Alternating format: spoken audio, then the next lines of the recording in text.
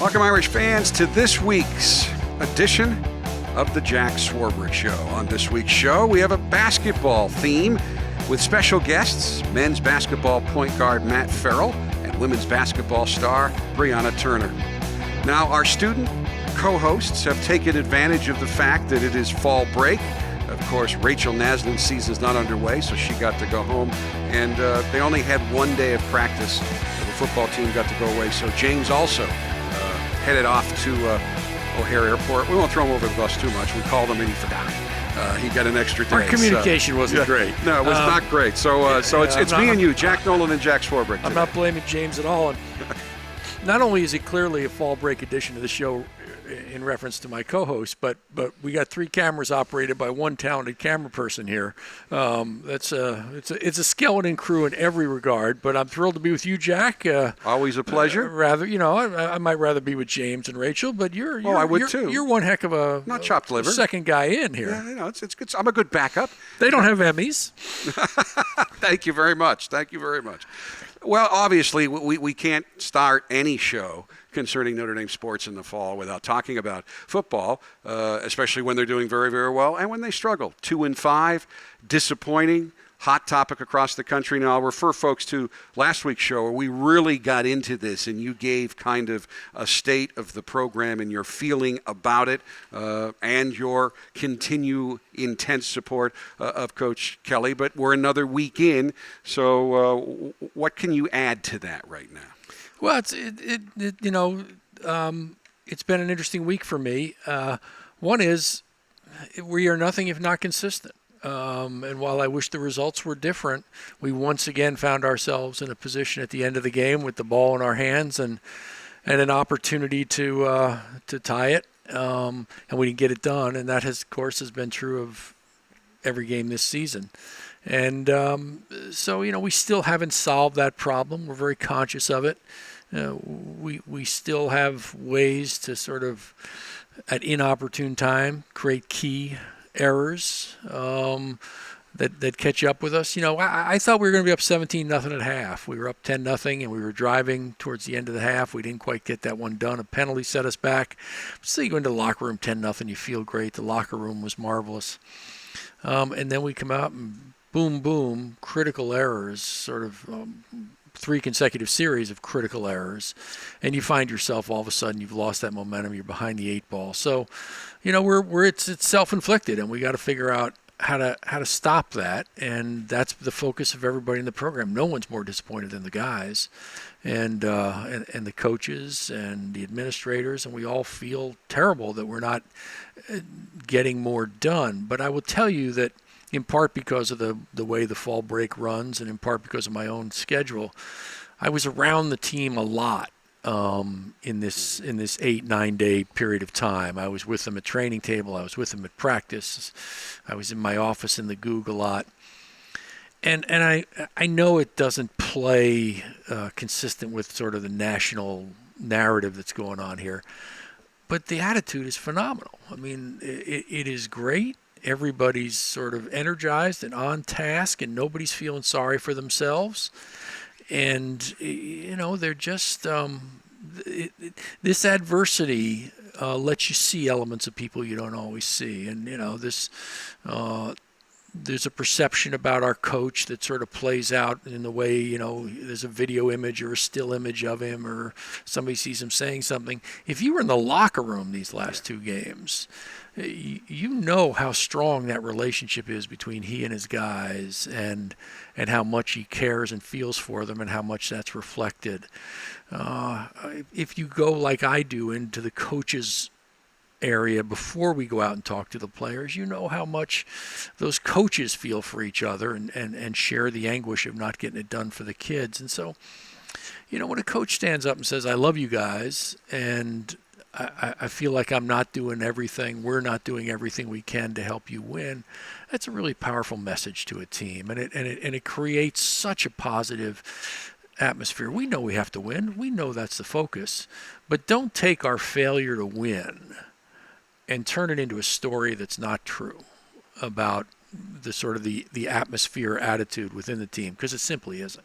And, folks, if you would like to see what it's like in the locker room, Coach Kelly has granted us access at Fighting Irish Media, and we've been in there so long now, we're like a fly on the wall, because some people have said, oh, you staged that. No one has the time, inclination, or effort to stage any of it. What we post is actually what happens. Now, this week they decided, for this team, 2-5's not good. They wanted to keep everything in-house, so we didn't show anything this week, but we did all the previous weeks. You can see it either in Inside Notre Dame Football, which is posted on WatchND, or our weekly Icon series. But I think some people who have seen it, who don't watch it every week, have been surprised. As the adversity has increased, the level of support has also increased. Bob Knight once told me, and I talked to Coach Kelly about this, and it's not, earth-shattering philosophy, but he said the key to coaching is deciding who needs a pat on the back, who needs a kick in the tail, and who needs what when. You make the right decisions, you win. When you don't, you don't. And I would say that Coach Kelly's making all the right decisions with a very young football team, the youngest since 1972 in starters. You sent 10 guys to the NFL, and people say, well, why do I hear young a lot at Notre Dame? And I think, Jack, one of the reasons is the philosophy and the academic emphasis here is you get your work done quickly. If you want to, you can get through here much quickly than your average athlete of any kind. Usually in 3.5 years, these guys are ready to go. So occasionally, Notre Dame may get younger quicker than a lot of programs. Yeah, that's true, and it's also that we're, fifth years remain a little bit rare for us, and so when you combine those two things, we'll always be younger. But I don't embrace that as an explanation. Only while you're young. No, I'm not saying that's why you're 2-5. Yeah, exactly. I'm just saying, these things. But the good news is you can get all 22 starters could be back. Obviously a high-profile one in our quarterback. If he goes on to the next level, that's not a bad thing for the program either. But you could get all 22 starters just about back next year. So what happens the rest of this season can go a long way towards really laying a foundation for immediate success again next year. Yeah, well, we certainly hope so. And those young guys are making great contributions.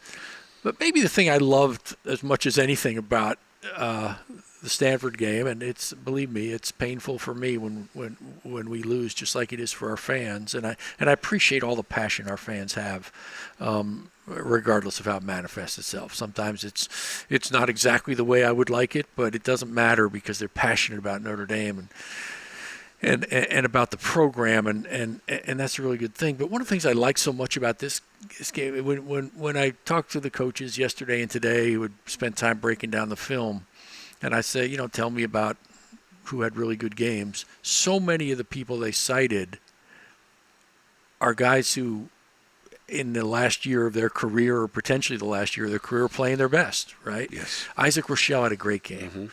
Our co-host James Onawalu had a great game. Drew is playing as well as he's ever played at Notre Dame. I could go on and on. I hate to start down that list and miss some people, but that only happens, right, if everybody's still committed and still trying. No one has said, "Oh man, we're 2-4. I'm checked out." And again, that's the thing I like most about it. The other thing I love about it, a byproduct, which is, again, you don't want to be here, but I can't tell you how moved our players were by the support they received from their fellow students on Saturday night. Our student body was there. They were so energized. They stayed till the very end. They sang the alma mater with the team.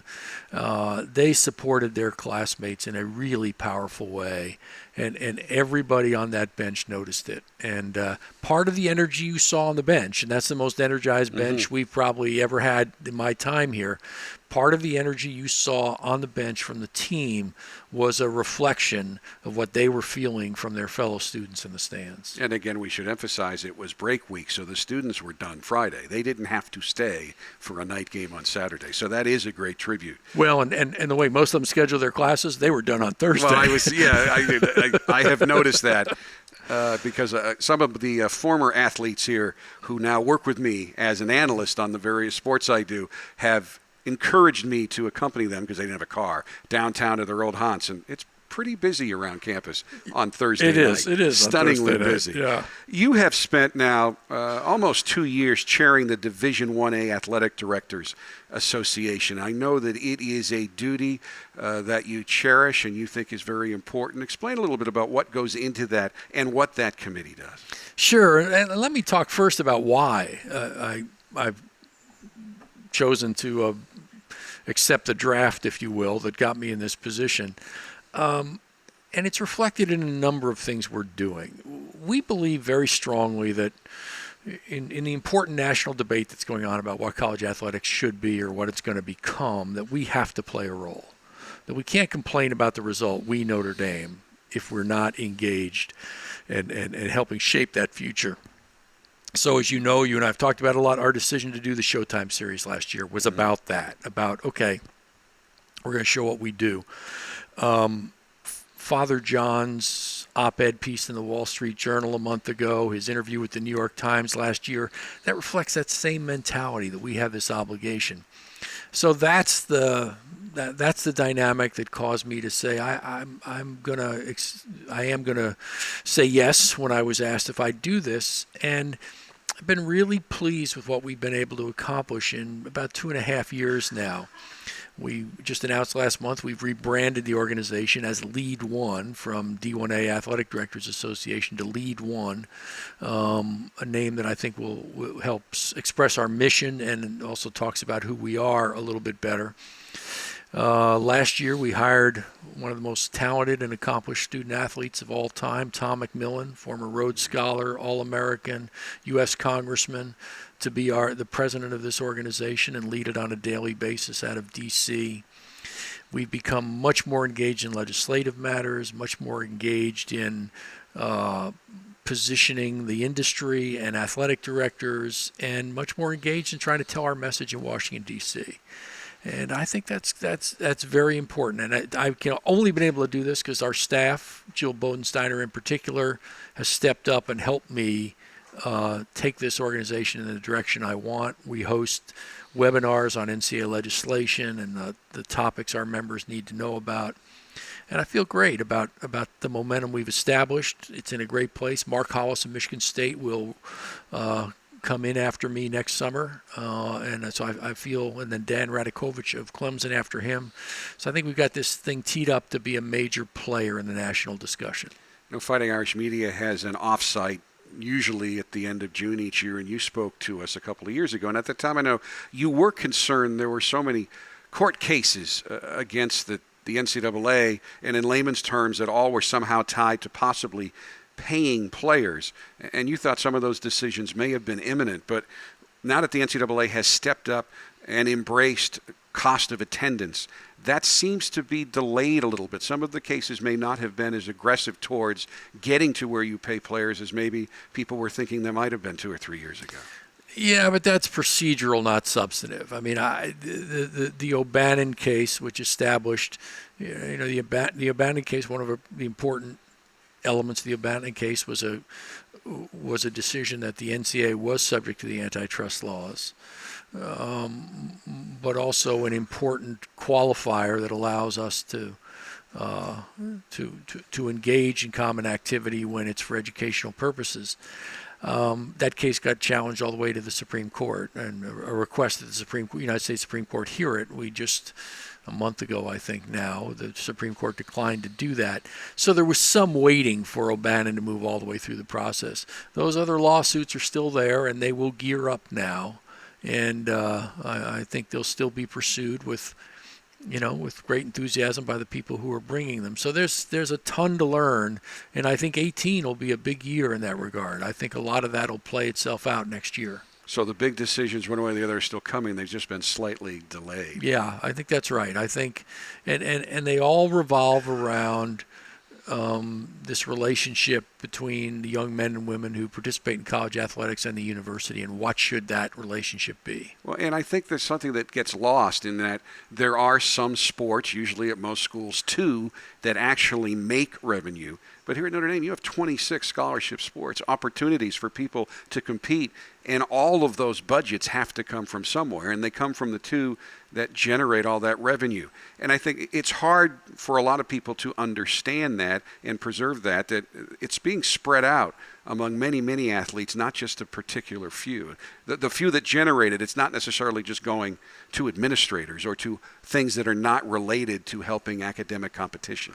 Yeah, and I understand why that explanation in sort of economic terms is often not satisfactory to the people who don't care for the system, because their answer is, so what? I mean, we don't have an obligation to support those other sports, and furthermore, you have other places you could find money to support them, and they point to coaches' compensation and other things. So I understand their view. The difference is it takes it out of the context of the place at which this occurs, which is the university. That's the university model. It's not just an athletics model. There are places in a university that are able to produce more revenue, have a greater financial impact on the university than others. But no one's saying because the business school or a science department that has intellectual property should be treated one way in the university and the philosophy department should be another way. It just doesn't, that's not the university model. And so it can't be the university model from our perspective in athletics either. You know, that makes so much sense. I've never heard anybody put it in those terms. Like, university now has a deal with General Electric and jet engines and whatnot for research, and that's generating revenue. Yeah. And no one ever looks at it that way. No. It's the mistaken belief that there's something unique about the value that these students and their educators, coaches, produce that's different from anywhere else on the university. A university's value is just the product of everything its students and professors do. That's what it is. It has nothing else. And so this isn't any different, and we need to look at it in the context of the university. You also, of course, were just at the ACC meetings with other athletic directors, and I looked at the group photo, and there were so many Notre Dame graduates or folks that worked in Notre Dame administration now working at other universities. Purdue's in the news this week. They had to do the thing that is inevitable when you don't win, change their head football coach. And Mike Babinski, a Notre Dame graduate, is now their AD. What is it about this place, both for those who get an education here or those who get a different education? They come here and work in athletics administration. It seems to be almost a disproportionate number of folks who go on to very high leadership roles in college athletics. Yeah, it's a real phenomenon, and I don't know that I have the answer, but it's for a place that doesn't have a sports business degree. Some of the other places that have made significant contributions at Miami of Ohio, Syracuse certainly in communications, but we don't have that, and nevertheless, it's simply remarkable. I had the great privilege of being at the Ryder Cup a few weeks ago because the president of the PGA of America is a Notre Dame grad. Virtually every Chicago professional sports franchise has a Notre Dame person in a key position of leadership. You know, the Cubs are on this great postseason run where we're all rooting for them, and Crane Kenny, a Notre Dame grad, is running the business operation for that franchise. And you can go on and on, whether it's Stan Bowman at the Blackhawks or John Paxson at the Bulls. I don't even want to start down the road because I'll start missing people. But that's true there and nationally. And maybe the one I'm most the top of mind for me right now, because I love everything it says about the example, is that the basketball operations of the NBA right now, and that includes everything about the game, the officiating, the conduct, the internationalization of the game, is the responsibility of a former Notre Dame football player. Byron Spruill, former chair of North American for Deloitte, Board of Trustees member at Notre Dame, is doing that job for the NBA. I do think it says something about people's perceptions of this university, but it says even more about the quality of the people we attract. We can say it about sports because it's more top of mind, But I think if we took a lot of industries, we'd see a similar dynamic. I know it's certainly true on Wall Street, where Notre Dame folks are having such an influence. And people are noticing it, and you do not have a degree here in sports management, but you do have a summer program now, partnering with USC and North Carolina. You rotate that, where people come and spend a week or so going through seminars and learning from people on campus. And I was a small part of it this year, and there are people from all across the country, from every level, Division III right up to Division I, who are coming now to try to learn about some of the things that you do here. Yeah, it's a great program. It predates me. And I think that the folks who had the foresight to put that together, it's served well. And it's interesting. It helps us because we get to see some of the really talented young people in the industry. It's a great scouting device for us too, right? They come in and they're in this program and they get together and they study and they do great projects. But we learn who some of the best people in the industry are also. And another gentleman we can mention, Rod West, who is now on the Notre Dame Board of Trustees, not just athletic related, but he's also been on the LSU Board of Supervisors, is the chief administrative officer now of a large energy company in the Southwest, and he was in this weekend, and we actually had him on our post-game radio show, which is posted. Just fascinating.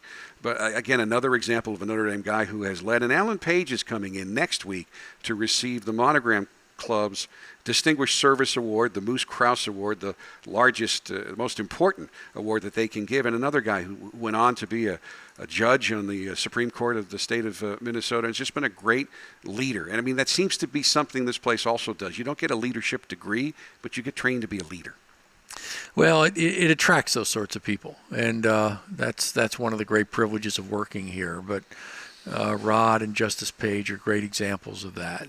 All the ways in which they've given, to achieve the levels of success they did in athletically, and then repeat that again in business speaks both to the quality of who they are, but the transferable talents you learn when you play elite level sports, which is why we do it at Notre Dame, right? We do it because we think it has educational value. Well, you learn teamwork, you learn tenacity, you learn to overcome adversity, and it shows itself when you wind up being a Supreme Court justice or the head of one of the largest energy companies in the country, or a chair of Deloitte who becomes the head of operations for the NBA.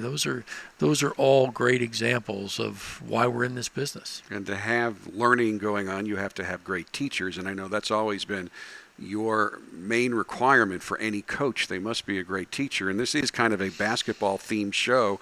And you have two great teachers, one who leads her team normally to the Final Four every year. We were stunned it was only the Sweet 16 last year. And another who's led his team to the Elite Eight in consecutive years. Yeah, up and down in our program.